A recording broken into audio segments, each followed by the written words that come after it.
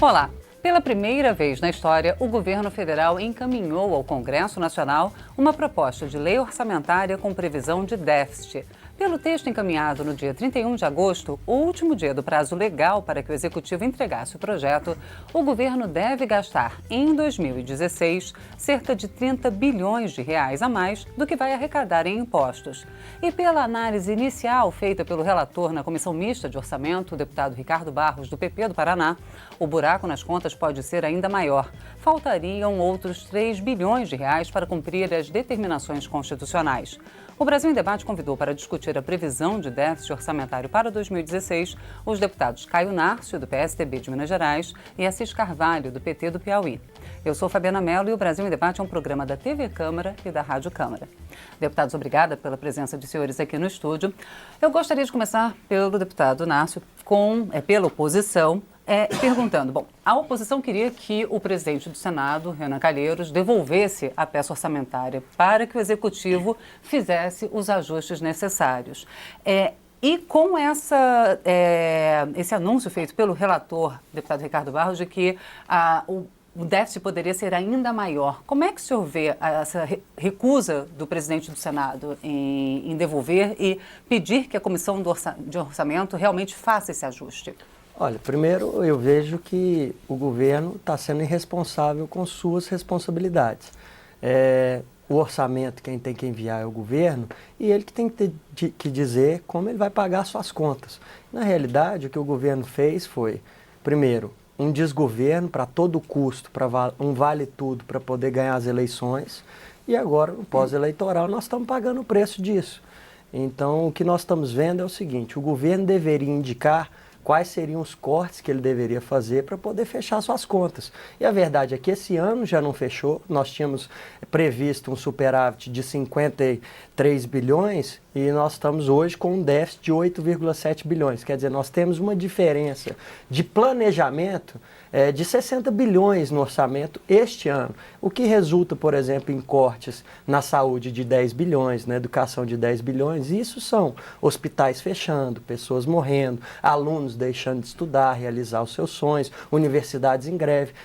De uma forma muito breve, o governo tem que cumprir a sua responsabilidade, que é dizer ao Congresso como ele vai fechar suas contas e não enviar essa responsabilidade ao Parlamento. Não é função do Parlamento fazer cortes no governo, e sim aprimorar a peça orçamentária, o que não está acontecendo. Então o que nós vimos é uma maneira sem precedentes, nós nunca vimos isso, um orçamento enviado ao Congresso com um déficit que, como você disse, e o Ricardo falou, 3 bilhões, eu tenho até que discordar dele, porque eles estão contando com novos impostos que ainda têm que serem aprovados. Quer dizer, são medidas provisórias, mas que vão ter que passar pelo crivo do parlamento. O buraco que nós vemos de verdade, na realidade, pode chegar em coisa em torno de 100 a 115 bilhões. Obrigada, deputado Caio Nárcio. Deputado Assis Carvalho, o governo não quis efetuar os cortes e passou para o Congresso essa missão de apontar onde, então, o orçamento deve ser cortado, e também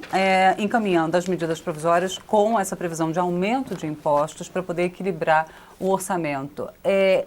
O senhor concorda que é uma tentativa de passar para o Congresso essa responsabilidade e também tentar desarmar eventuais pautas-bombas, como são chamadas?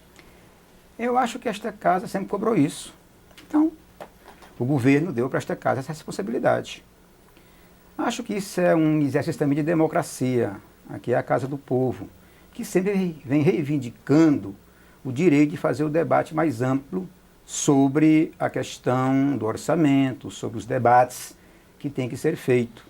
Então, nesse momento, eu acho que foi muito melhor vir um orçamento à luz da verdade do que vir um orçamento mascarado, né?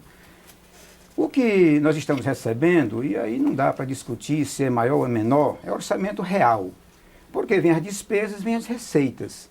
Você apresenta receitas. Se essa casa chegasse a um nível de não aprovar, ela querer que esse país fosse ao caos. Quem tem que aprovar mesmo é esta casa. A decisão tem que ser dela. Então, Compreendo que nós estamos num momento de instabilidade mundial. Quem é que não acompanhou agora as quedas das bolsas chinesas, que parecia um crescimento, né, histórico, e de repente houve um momento inesperado. É um grande problema que está se vendo no mundo inteiro. Em 2008, os Estados Unidos, que tem sido a grande referência dos neoliberais, teve que mandar um orçamento negativo em 10%. 10%. Os republicanos, quando o Barack Obama mandou um orçamento negativo, se negaram, né, e foi uma luta imensa, uma grande negociação para concordar com as propostas ali apresentadas. Foi uma luta tamanha, já estão próximo de um ponto de equilíbrio. Demorou bastante, né? De 2008 para cá já se vão 7 anos. Faz parte de uma crise internacional que só não reconhece, numa economia globalizada, quem se nega a ver a realidade do mundo. Nós estamos passando por uma instabilidade econômica no mundo inteiro, e o Brasil não pode se dar ao luxo de dizer que o mundo inteiro passa por uma instabilidade econômica e o Brasil, né, não ia participar dessa instabilidade econômica. Isso é uma realidade que nós temos que assumir. Dos 20 países do G20, somente 2 países não tinham ainda apresentado um orçamento com déficit. 2 países. Era o Brasil e um outro país. 18 já tinha apresentado. Né? Nós agora só vai ficar um país que o Brasil agora também apresentou. O que nós estamos tendo agora é dividindo a responsabilidade do Executivo com o Legislativo, que isso é justo, para que a gente faça um debate aberto e democrático. Não tem nada de irresponsabilidade. Tem, muito pelo contrário, muita responsabilidade. Porque a crise não é do governo, a crise é do Brasil. Tem que ser uma crise que a gente tem que assumir a nossa posição patriótica.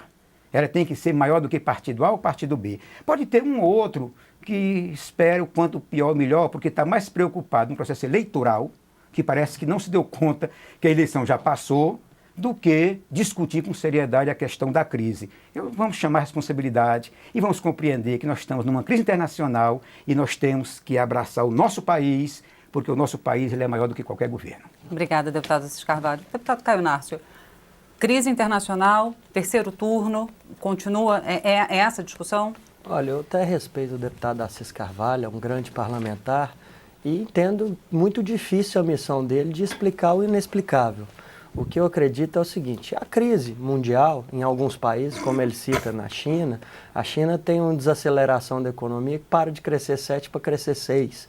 O Brasil está em recessão, onde se dizia que não haveria recessão. Essa é a verdade. Hoje nós temos um decréscimo na economia de já 2,3%.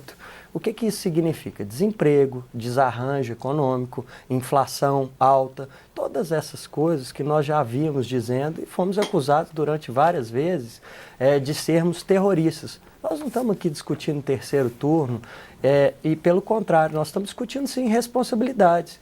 E quando a gente fala de responsabilidades, nós estamos cobrando do governo que ele cumpra a sua. Primeiro, não é verdade que o orçamento que foi mandado deficitário é realidade. Ele não é uma realidade. A realidade é que as contas são muito piores do que foi apresentado. Não temos um buraco só de 30 bi. Nós temos um buraco porque eles estão contando com receitas que ainda não estão aprovadas, que ainda não estão feitas. Colocar a culpa da crise que o Brasil está passando na crise mundial, eu vejo que é uma análise muito simplista e que, inclusive, não ajuda a gente a poder resolver a solução. O governo não admite que ele errou. E quando não admite que tem um erro, a gente tem muita dificuldade de superar a questão. A verdade é que o governo fez de tudo para ganhar a eleição. Fez gastos irresponsáveis, fez projeções que não eram verdadeiras e criou uma expectativa no mercado que pós-eleição não pôde ser cumprida. Nós já vimos avisando isso há um bom tempo. Então a realidade que nós temos hoje é que nós precisamos vencer, sim, um projeto para o Brasil. Mas se a gente não tiver, por parte do governo, o entendimento que o grande ator do desenvolvimento ou da virada de pauta do Brasil é o próprio governo e que o parlamento pode auxiliar, mas não tem condição de ser protagonista nisso, porque o parlamento não tem a caneta definitiva. Nós estamos hoje, inclusive, votando, tentando ter uma sessão de Congresso que há 6 meses não tem. Por quê? Porque tem vetos importantes do governo, o governo não consegue dialogar com a casa. Então eu não vejo que o quanto pior, melhor para nenhum partido e nem para nenhum brasileiro. Mas eu vejo que a grande culpa do que nós estamos passando foi a irresponsabilidade e o desgoverno que esse governo fez ao longo dos últimos anos. E é importante a gente ter a humildade de reconhecer, olha, erramos nisso, fizemos projeções equivocadas e até levianas em algum momento, porque nós tínhamos um papel de uma tentativa de reeleição. Quer dizer, se a gente partir desse princípio e começar de forma humilde a dialogar com o Congresso, mas cumprindo as suas responsabilidades, e a responsabilidade do governo é sim apontar os seus cortes. E na peça orçamentária que ele enviou para nós, que eles dizem ser verdadeira e que na minha opinião não é, o buraco é muito maior, não tem o papel de humildade. O governo não corta os seus gastos, não corta na carne nada e manda para o Congresso poder fazer o seu dever. Então o Congresso tem que cumprir o seu dever e o dever do Congresso não é mandar uma peça superavitária ou não consertar essa peça. Obrigada, deputado Caio Inácio. Nós vamos continuar essa discussão dentro de alguns instantes, deputado Assis Carvalho. Vou pedir a paciência do senhor, mas a gente vai fazer um rápido intervalo. O Brasil em Debate volta em instantes. Não saia daí.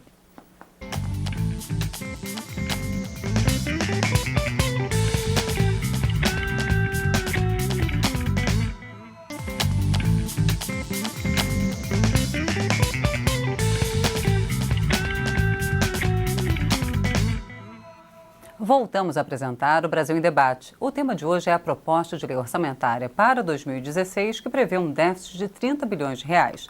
Eu sou Fabiana Mello e converso com os deputados Caio Inácio, do PSDB de Minas Gerais, e Assis Carvalho, do PT do Piauí. Deputado Assis Carvalho, o senhor disse que melhor do que um orçamento equilibrado é encaminhar um orçamento real, transparente, mesmo que com déficit. Agora, na semana anterior, houve a expectativa de que o governo encaminhasse uma proposta ressuscitando a CPMF, a Contribuição Provisória sobre Movimentação Financeira, que a sociedade já começou a temer que fosse permanente, né, que o P não fosse provisória, fosse permanente, que foi muito mal recebida pelo mercado financeiro, pela indústria, e pela sociedade, e que acabou em 3 dias sendo ventilada e abortada. E a justificativa do governo era que o rombo nas contas públicas fosse da ordem de 80 bilhões de reais. A CPMF arrecadaria quase esse valor. E a proposta de orçamento veio com um déficit de 30 bilhões. As contas acabam não fechando. O mercado também, na segunda-feira, dia 31 de agosto, não recebeu muito bem a proposta com déficit. E há uma expectativa de que o país possa perder o grau de investimento, o que piore o resultado das contas públicas. É realmente uma boa estratégia mandar um orçamento com déficit do que efetuar o corte já na proposta encaminhada pelo Executivo?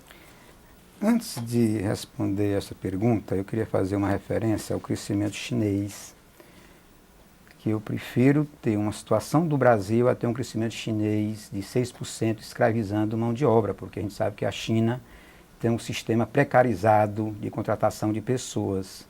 Então, essa é a grande diferença. Essa não é uma... Essa é uma grande diferença que nós temos que também registrar. Mas essa não é uma das propostas em... Nós não estamos defendendo esse crescimento, porque o Caio Inácio colocou isso, eu não poderia deixar de registrar.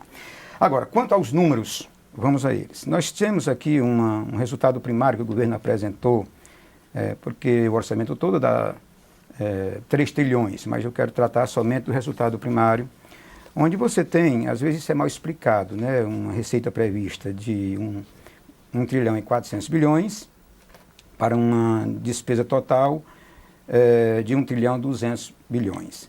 Mas às vezes não é dito que você tem despesas obrigatórias que você não tem como mexer nelas, que é de 960 bilhões. Você tem ali as despesas discricionárias, que são do Executivo, que você pode até dizer, não, na discricionária o governo pode mexer. Mas você não pode mexer tanto. Vamos colocar o PAC somente, que sobra aí 250 bilhões. Quem quer que mexa no PAC? São as obras que estão acontecendo, ela tem que ser concluída. Você tem 42 bilhões. Na saúde, estão nas discricionárias, você tem 90 bilhões, já até é pouco. Quem vai mexer na educação? São 34 bilhões. Então, eu estou colocando isso porque às vezes se vende uma ideia que o governo pode mexer muito nisso. Não tem como mexer muito, porque são situações que nós mesmos defendemos que essas ações continuem. Então é obrigado a gente ser muito sincero com a sociedade.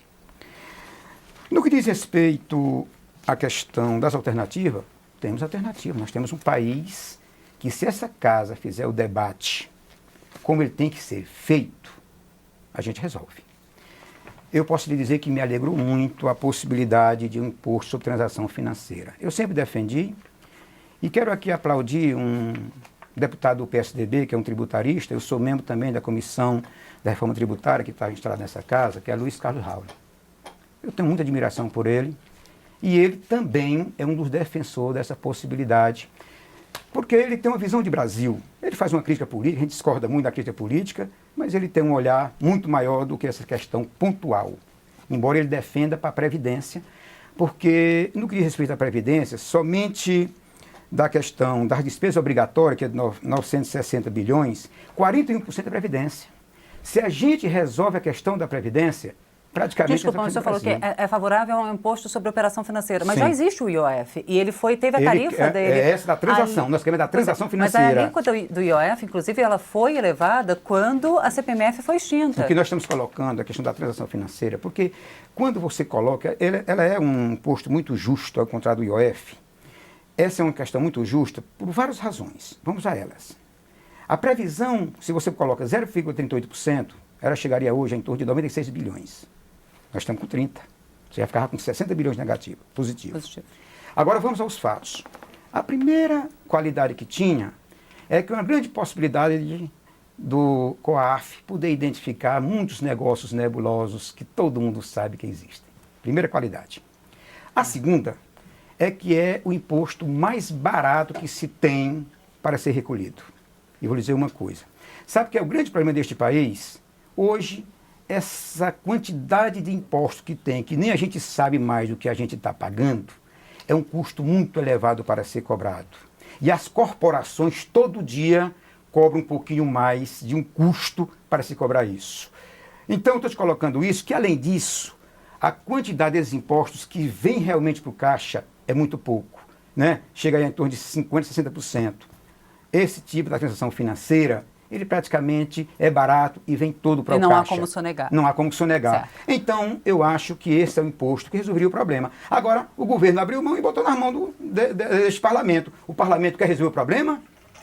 Tem patriotismo nesse parlamento? Vamos resolver. Ou essa saída, ou outra saída. Eu acho que está na mão do parlamento cuidar do Brasil. Vamos ouvir, então, Se agora. quisermos cuidar, dá para resolver. Obrigada, deputado Assis Carvalho. Vamos ver a opinião do deputado Caio Narcio sobre essa questão da CPMF também, deputado. Olha, é muito simplista querer dizer que o parlamento, se quiser, resolve o problema do Brasil. Primeiro que nós vamos falar de alguns números. Estamos falando de um orçamento que tem um furo dito pelo governo, e eu não concordo, acho que é maior, mas vamos trabalhar com um número de 30 bilhões.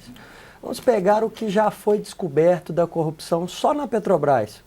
E eu acredito que a maneira como está acontecendo, esse dinheiro tem escorrido por outros ralos. Eu não posso afirmar com certeza e nem seria leviano a esse ponto. Mas vamos trabalhar com o que já foi descoberto. Nós tivemos já devoluções de volumes enormes para o Brasil e tivemos a Petrobras dizendo que entre negócios mal feitos e corrupção tiveram um rombo de 24 bilhões.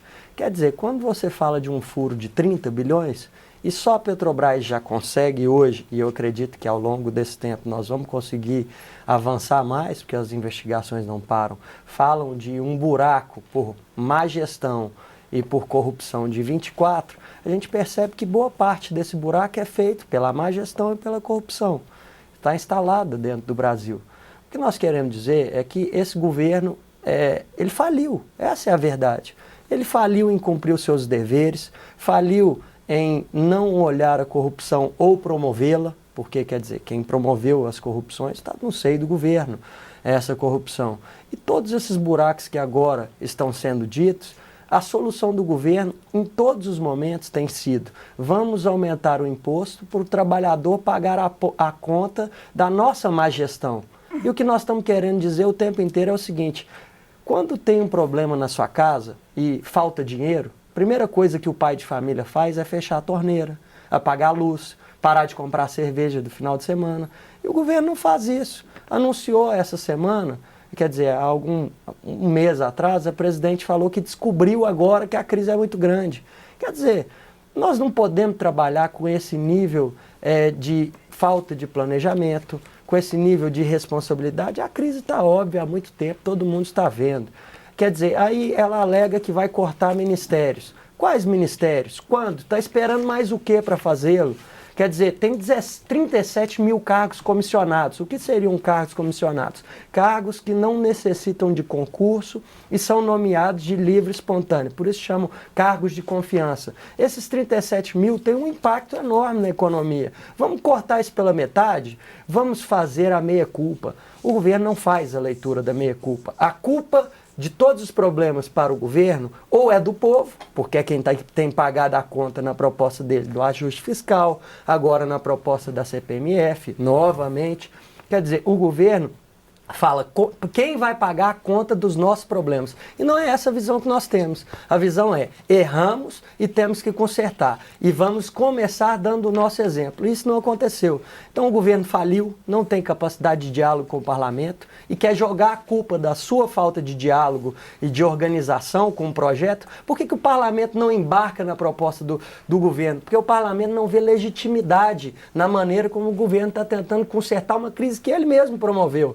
E agora tenta botar a culpa ou no parlamento, ou na crise externa, mundial, ou no povo. Então, quer dizer, essa é a nossa divergência. Nós temos um outro caminho para fazer. Primeiro, começa sabendo que a presidente do Brasil não governa o Brasil há um bom tempo, está fora da realidade, porque ela dizer, num momento como esse, há um mês atrás, que só agora percebeu o tamanho da crise que nós estamos, mostra como ela está descentralizada da realidade do Brasil, e essa é a nossa argumentação. Ela não tem legitimidade para fazer o que o Brasil precisa para retomar o seu crescimento, o seu espaço. Então, nós teríamos uma nova maneira e uma maneira alternativa de fazer os ajustes que o Brasil precisa.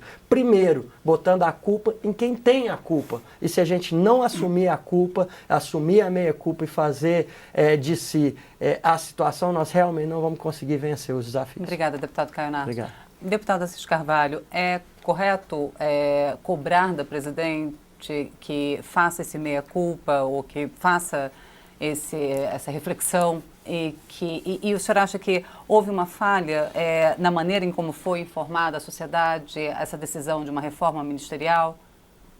Bom, vamos aos fatos. Primeiro, o governo faz opções. Eu compreendo o olhar do PSDB. O PSDB tem um jeito de olhar o Brasil, nós temos um outro. Se Verdade. Quem ganhou as eleições não tem legitimidade, quem perdeu tem. Democracia tem legitimidade quem ganha as eleições. Agora, nós temos um olhar de destaque diferente. Em 2000, esta casa aprovou um Plano Nacional de Educação, colocando 7% do PIB para a educação. Em janeiro de 2001, Fernando Henrique Cardoso vetou, porque disse que a crise não permitia colocar 7% do PIB na educação. Dilma, agora, o ano passado, sancionou 10% do PIB para a educação. Isso é decisão de governo. Mas no início do ano já contingenciou quanto? Bom, mas botou 10% porque você tem que ter um plano, um plano para ele acontecer. Mesmo que não vá cumprir. Vai estar acontecendo. Agora depende do Brasil fazer o debate e implantar. Eu agradeço muitíssimo, senhores. A gente, infelizmente, já encerrou o tempo para o debate de hoje. Deputado Caio, vou ficar devendo para o senhor, mas infelizmente por hoje a gente já estourou o tempo. Nós vamos continuar acompanhando o debate sobre a peça orçamentária para 2016 em uma próxima ocasião. Eu conversei com os deputados Caio Nardo, do PSDB de Minas Gerais, e Assis Carvalho, do PT do Piauí. Obrigada também a você que acompanhou até agora essa discussão. Lembrando que se você quiser conferir novamente esta ou as outras edições do Brasil em Debate, é só entrar na internet. O endereço é câmara.leg.br/Brasil em Debate, tudo junto. E se quiser entrar em contato com a gente, ligue para o 0800 69 69, ligação gratuita. Sou Fabiana Mello, espero você em uma próxima oportunidade. Até lá.